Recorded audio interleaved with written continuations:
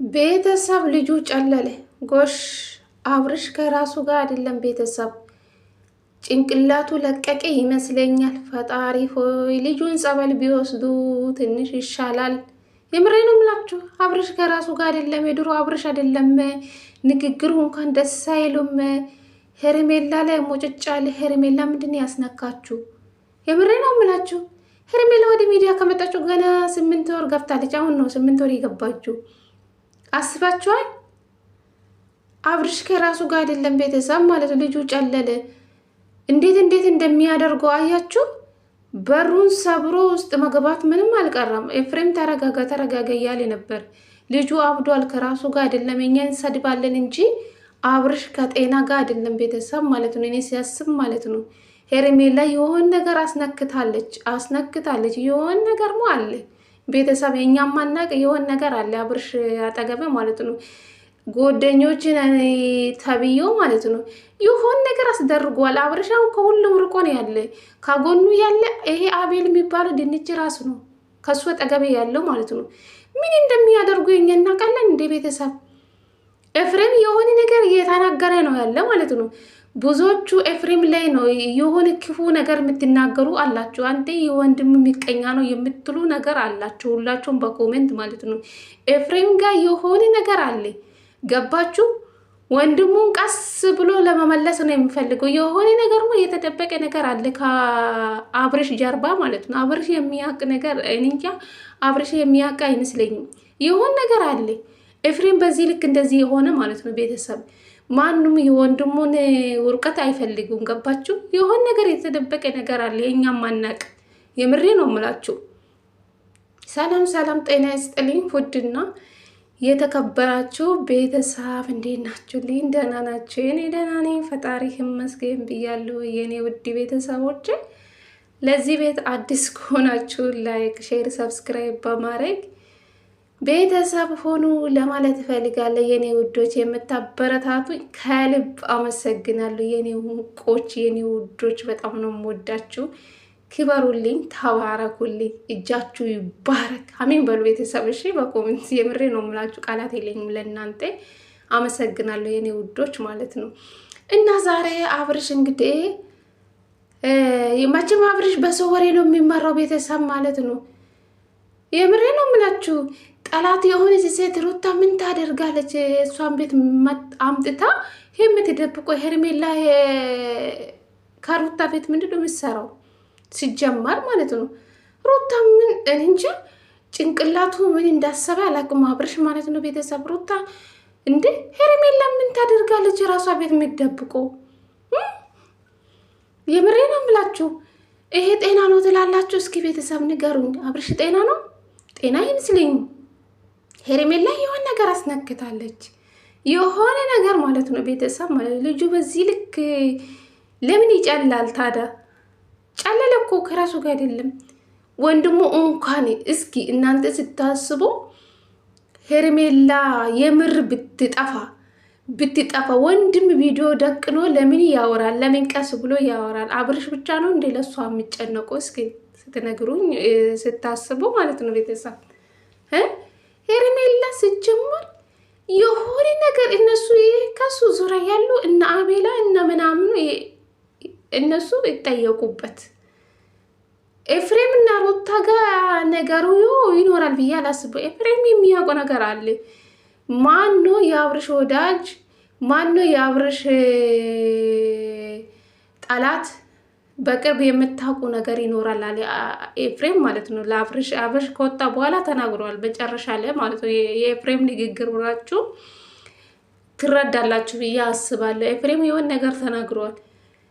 ካንተ ዙሪያ ላይ ያሉ ሰዎቹን ጠርጥረው ያለ ነበረ። ኤፍሬም ደግሞ አቤል ካንተ ዙሪያ ያሉ ሰዎች ምን እንደሚያደርጉ አንተ ታውቃለህ ወይ ያለ ነበረ ኤፍሬም ማለት ነው። እዚህ ጋር ደግሞ ከሚስቱ ጋር ይጣላል። ገባችሁ? ሩታ ምን ብላ ነው ሄርሜላ ቤት ውስጥ የምትደብቀው? ሄርሜላ በሩታ ቤት ታገኘች የምትሉ ማለት ነው። የምሬ ነው የምላችሁ። ሄርሜላ በሩታ ቤት ምንድን ነው ብትሰራው? ሲጀመር እውነት ሩታ ክፉ ነገር ብታስብ ሄርሜላ ራሷ ቤት ማታመጣ የሆነ በቃ የሆነ ነገር ይኖር ነበር። ሲጀመር የፈለክ ቦታ ውሰደን፣ የፈለክ ቦታ በህግም አስጠይቀን፣ እኛ ምንም የለብንም እንደዚህ። እኛ ሄርሜላ መቼም ምንም አላደረግንም። እኛ በህግም ሄዱና ጠይቁን፣ ችግር የለውም ዝግጁ ነን ያሉ ነው ያሉ ኤፍሬም እና ሩታ ማለት ነው። ገባችሁ? እና አብርሽ ከራሱ ጋር አይደለም ልጁ አበደ ማለት ነው። ከአንተ ዙሪያ ላይ ያሉ ሰዎቹን ጠርጥረው አቤሉን ጠርጥረው፣ አቤል ነው አይደለም ልጅቷን ያመጣ። ስለዚህ አቤል ጋር ነው ያለ ችግሩ ይመስለኛል። አቤል ደግሞ አውቆ የሩታና የኤፍሬም እጅ እንዳለበት እያደረገ አውቆ እያስመሰለ ሩታና ኤፍሬምን በሰዎች ዘንድ ያጣላን ያለው ማለት ነው። ገባችሁ አይደለ? የሆነ ነገር አለ።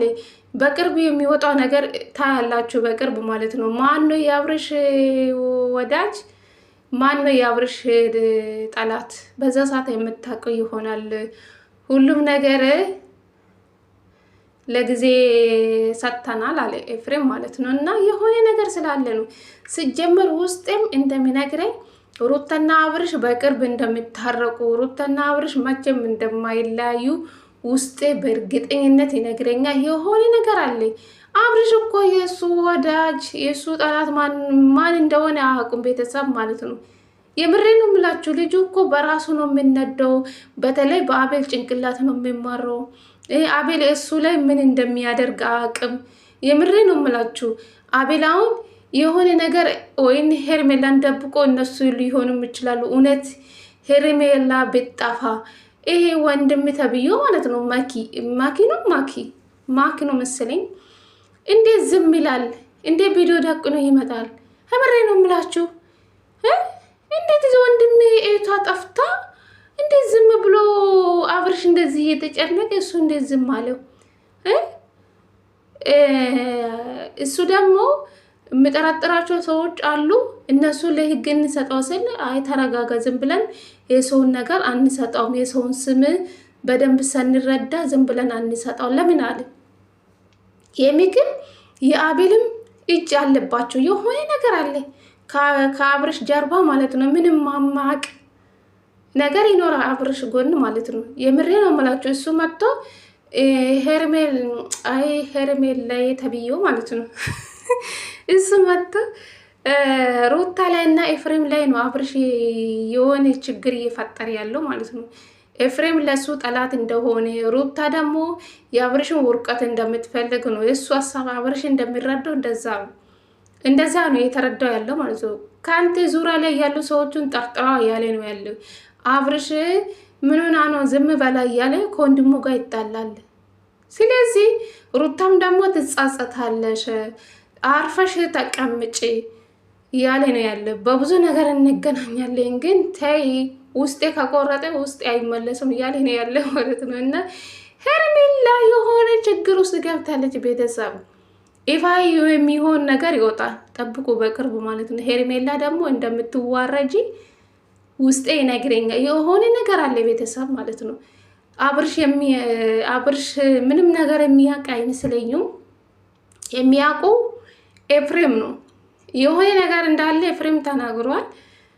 ጠብቁ በቅርብ እያለ ነበር። እንግዲህ ሄርሜላ ጋር የሆነ ነገር አለ፣ በአብርሽ ላይ እንደተጫወተችባት እንደዛ ነው የተረዳው ያለ ማለት ነው። አውቃ ወደ አብርሽ ህይወት እንደመጣች፣ አብርሽ ላይ መጫወት እንደመጣች እንደዛ ነው የተረዳው በኤፍሬም ንግግር ማለት ነው። እና ሁሉም ነገር በቅርብ ይወጣል እያለ ነው ያለ።